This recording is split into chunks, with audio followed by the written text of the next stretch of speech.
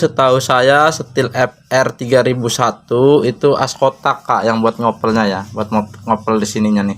Jadi pastikan aja kakaknya dilepas dulu kalau masih ragu.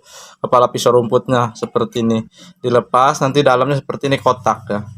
Itu setil FR 3001 itu as kotak seperti ini dalamnya Kak.